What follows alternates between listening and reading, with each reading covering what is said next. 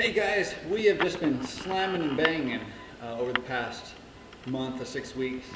So I haven't gotten much video, but as you can tell, the texture is done. The paint is done.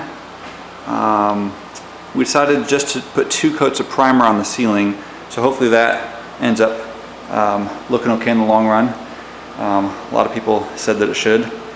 HVAC getting put in. At one point I thought we would just get moved in and then worry about the HVAC, maybe try to do it myself, but I think it's going to be better this way. And it was the biggest, maybe second biggest thing I was worried about with this whole project. Biggest one was getting this monstrous beam in. So HVAC is being put in. Let's see what else has happened. I've done a lot of patching of the floors. That's all done. It's not perfect in here in the master bath because it's just going to get hardy backer. I love looking at this room. Not much to look at, but this used to be a laundry room. Used to be a door that went outside to the back porch right there. So we're going to build shelving in here. This is all going to be a walk-in master closet. Oh, let me go over here. I kind of left this untouched. Megan and I later on are just going to make this our pet project together. Build a custom shower in here, some custom tile work, make it look really nice. So that's where we're at. Oh, I forgot to mention cabinets are going in. My friend from church came over and helped me hang these. Really looking good, I think. About twice as hard as I expected it would be because this house does not have plumb walls, especially over there on the very right side where that final cabinet had to go in. I actually had to cut away the drywall to gain a ½ inch so it'd fit up there. Got these recessed lights put in. Got 4 in the kitchen, then 4 over here in the living room. They're actually retrofit lights, so they're really thin and they hold their own weight just on the drywall, so there's no need for a can up there, which sounded good to me because why have to do that? So downstairs, just to show you really quick what I'm going to be working on. I got all of the I'm sorry, I got the propane removed, so I'm going to remove that gas line, which is just really crowding this wall. So I'm going to remove all that and try to frame up a bit of a wall right here. There's going to be a door here where you enter the bathroom. I'm going to try to get that framed up today so that the return line for the basement for the HVAC can be put into that wall. I'm not a framer, so I'm a little bit anxious about that, but should go okay. Let's see how it goes. So I just got this disconnected. This is a space heater, essentially. Looks like a gas log. I guess it is a gas log. Propane. It was right there. But we'd like to actually have that chimney inspected, make sure it's still good, and have a real wood burning fireplace here in the basement, potbelly stove type of thing. So I'm moving this out and getting rid of all those propane lines that are in my way. So let's see how this goes.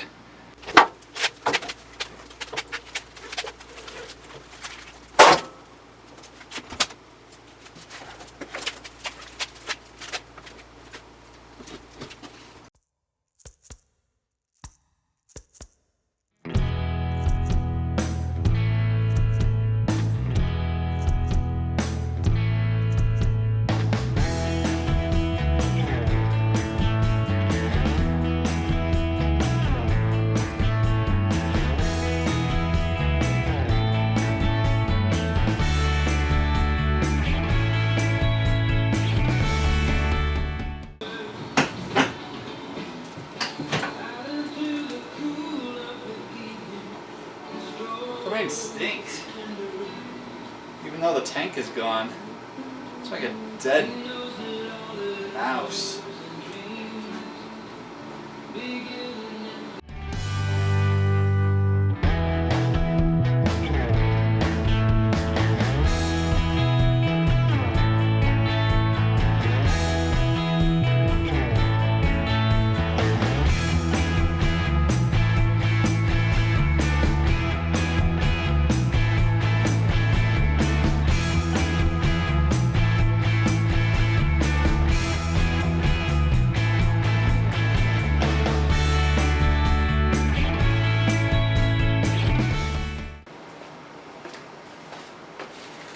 Okay, so removing those gas lines went pretty well, other than the stench. Now I have this corner to work with. I'm going to frame in all along this wall, build up that wall. That'll create a pocket here between the studs for me to have my return vent for the basement for the HVAC. But trying to be smart about it. This basement has had water issues in the past. I plan on doing several things like excavating up front to change the water flow around the house. But before we finish this basement and put flooring down, I want to cut around the whole perimeter just maybe a 2.5 inch deep slice in the concrete. I don't know what they call it, like a weep trench, or basically a trench in case water does come in near the perimeter. It'll find its way into that trench and follow the path of least resistance, hopefully. And I'm going to have that trench exit into the garage, into the what's it called, sump pump. So I'm not going to do all of that right now, but before I build a wall across where I need to put my trench, I'm going to cut the trench first real quick, and then I'll connect trenches later. That's the plan. I've never cut concrete before, but I have watched it be cut, and I have a diamond blade. What could go wrong?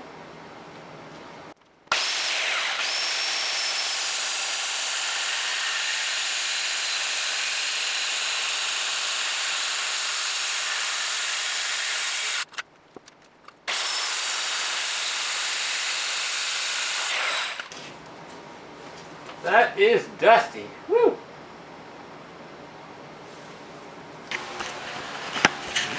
I'm seriously having second thoughts about doing this whole basement eventually. I did, what, like 14 inches? And I couldn't even see that wall over there with dust. So I got the fan set up, trying to get that out of here. When I had you probably saw the video from before if you're watching this all in order. The guy that cut these trenches for me, he used a wet saw, and I tried to replicate that by putting some water on the floor first. It didn't help, I don't think. So the wet saw makes splashes that go all the way up the walls, but that can be wiped off. Cutting it dry like I did, 14 inches, made dust so thick that I couldn't even see across the room. So I don't know that that would be a reasonable thing to do once we're living here, unless somehow I covered that whole stairwell with plastic and just had really good ventilation down here and cut it while not affecting upstairs. I don't know, we'll see. Maybe I'll worry about just not letting water get into the basement in the first place. Alright, wanted to show you guys what we're doing now. So that propane line is out of the way. I extended the base plates of these walls a little bit. My friend James told me about cinch nailing, so you don't have to spend the money on lead heads to drive the nails into the concrete. Seems to have worked well. Got this built. This should be 14 inch, big enough for the return grill. And then there will be a drop ceiling in the bathroom, hopefully only 8 inches or so in this bathroom area, which will hide all this stuff anyway. I don't know if you can see that. So I'm just gonna finish framing. I'm just gonna stop here. This will give us almost a rough opening. These are the king studs, they're called. They go all the way up to the top plate. Then there's trimmers or jack studs that go next to that, but I don't want to do those until I know how my soffit's going to be framed in, because the header may have to be funky. So I think I got this to the right length, or close, or not.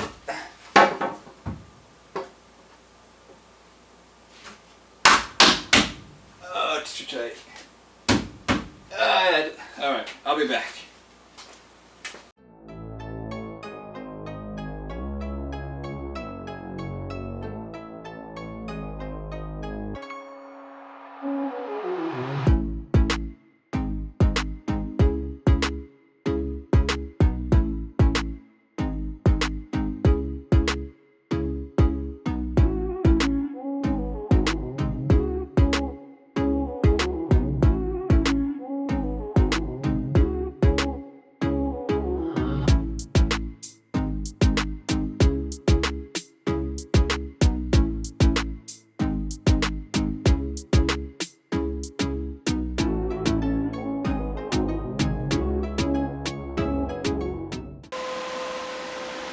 And bada boom, there is a wall.